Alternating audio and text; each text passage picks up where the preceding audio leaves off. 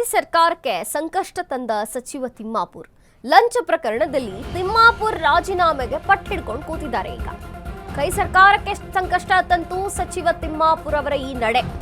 ಲಂಚ ಪ್ರಕರಣದಲ್ಲಿ ತಿಮ್ಮಾಪುರ್ ಅವರ ರಾಜೀನಾಮೆಗೆ ಪಟ್ಟು ವಿಧಾನಸಭೆಯಲ್ಲಿ ಕೋಲಾಹಲ ಸೃಷ್ಟಿಸಿದೆ. ಕೇಸರಿ ಪಡೆಯ ಧರಣಿ. ಕೈ ಸರ್ಕಾರಕ್ಕೆ ಅಬಕಾರಿ ಇಲಾಖೆ ಲಂಚ ಈಗ ಸಂಕಷ್ಟ ತಂದೊಡ್ಡಿದೆ. ಅಬಕಾರಿ ಇಲಾಖೆ ಲಂಚ ಪ್ರಕರಣ ಚರ್ಚೆಗೆ ಬಿಗಿ ಪಟ್ಟು. ಸಚಿವ ಆರ್.ಬಿ. ತಿಮ್ಮಾಪುರ್ ರಾಜೀನಾಮೆಗೆ ಒತ್ತಾಯ ಕೇಳಿ ಬರ್ತಿದೆ. ಸದನದ ಬಾವಿಗಿಳಿದು ಬಿಜೆಪಿ ಜೆಡಿಎಸ್ ಸದಸ್ಯರು ಧರಣಿ ಮಾಡುತ್ತಿದ್ದಾರೆ. ಕಾಂಗ್ರೆಸ್ ಸರ್ಕಾರ ಮನೆ ಮನೆಗೂ ಲಿಕ್ಕರ್ ಕೊಡ್ತಿದೆ. ಸಿಎಂ ಸಚಿವ ತಿಮ್ಮಾಪುರ್ ರಾಜೀನಾಮೆ ಪಡೆಯಬೇಕು, ಇಲ್ದಿದ್ರೆ ಸಿಎಂ ಶಾಮೀಲು ಅಂತ ತಿಳಿಯಬೇಕಾಗತ್ತೆ. ರಾಜ್ಯದಲ್ಲಿ 2,000 ಅಬಕಾರಿ ಲೈಸೆನ್ಸ್ ನೀಡಿದ್ದಾರೆ. ಕೋಟಿ ಲಂಚ ಪಡೆದು ಅನುಮತಿ ನೀಡಿದ್ದಾರೆ. ಕರ್ನಾಟಕದ ಮಾನ ಮರ್ಯಾದೆ ಹರಾಜು ಹಾಕಿದ್ದಾರೆ ಅಂತ ಈಗ ಬಿಜೆಪಿ ಮತ್ತು ಜೆಡಿಎಸ್ ಸದಸ್ಯರು ಸದನದ ಬಾವಿಗಿಳಿದು ಹೋರಾಟವನ್ನ ಮಾಡುತ್ತಿದ್ದಾರೆ.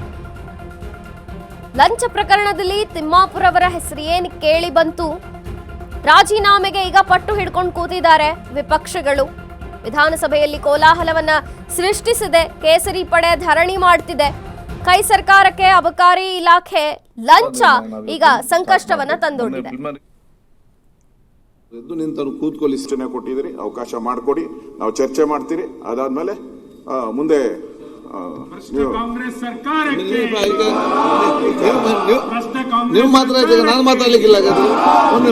ಒಂದು ನಿಮಿಷ ತಾವು ಜೋರಾಗಿ ಮಾತಾಡಿ. ಈಗ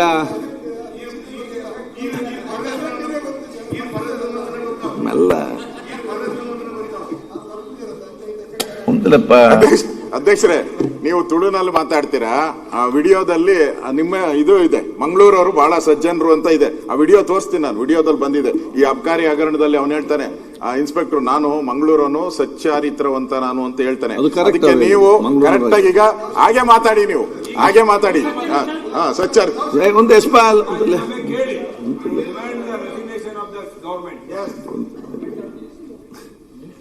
ಈಗ ತಾವು ಒಂದು ನಿಲುವ ಅವಂತಲೇ ಮಾರಯ್ಯ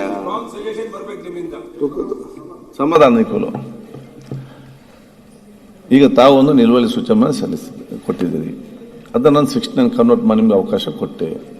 69 ಕನ್ವರ್ಷನ್ 69 ಕನ್ವರ್ಟ್ ಮಾಡಿ ಚರ್ಚೆಗೆ ಅವಕಾಶ ಮಾಡಿ ಕೊಡ್ತಂತ ಹೇಳಿದ್ದೇನೆ. ನೀವು ಪ್ರಿಲಿಮಿನರಿ ಸಬ್ಮಿಷನ್ ಕೊಟ್ಟಾವೆಲ್ಲ ಮಾಡಿ ಮಾತಾಡಿದ್ದೀರಿ. ಅದರಲ್ಲಿ ಈಗ ನಾನು ಹೇಳ್ದಂತ ಹೇಳಿದ್ರೆ, ಈಗ ನಾವು ರಾಜ್ಯಪಾಲರ ಒಂದ ನಿರ್ಣಯ ನಾವು ಇವತ್ತೊಂದು ಸ್ಟಾರ್ಟ್ ಮಾಡಬೇಕು. ಮೊನ್ನೆ ಪ್ರಿಲಿಮಿನರಿ ಕೂಡ ನಮ್ಮ ಎದ್ದು ನಿಂತರು ಕೂತ್ಕೊಳಿಸಿ ಪ್ರಿಲಿಮಿನರಿ ಸಬ್ಮಿಷನ್ ಮಾಡಿ ಅಂತ ಕೊಟ್ಟೆ. ಯಾರು ಇಲ್ಲ ಒಂದ್ ಸೆಕೆಂಡ್ ಅಲ್ಲಿಗೆ ಬರ್ತಾನೆ. ಈಗ ಏನಾಗಿದೆ ಅಂತ ಹೇಳಿದ್ರೆ, ಫಸ್ಟಿಗೆ ರಾಜ್ಯಪಾಲರ ಒಂದರ ನಿರ್ಣಯ ಇವತ್ತೊಂದು ಆಗಲಿ, ಒಂದು ಪುಣ್ಣನ ಮಾತಾಡಲಿಕ್ಕೆ ಇದೆ ಮತ್ತು ಪ್ರದೀಪ್ ಈಶ್ವರ್ ಮಾತಾಡಲಿಕ್ಕೆ, ಅಲ್ಲಿ ಅದು ಒಂದು ಪ್ರೊಸೀಜರ್ ಮುಗೀತದೆ. ಆದ ತಕ್ಷಣವೇ ನಾನು 69 ನಮ್ಗೆ ಚರ್ಚೆಗೆ ಅವಕಾಶ ಮಾಡಿ ಸರ್ಕಾರ ಉತ್ತರ ನಾನು ಕೊಡಿಸ್ತೇನೆ.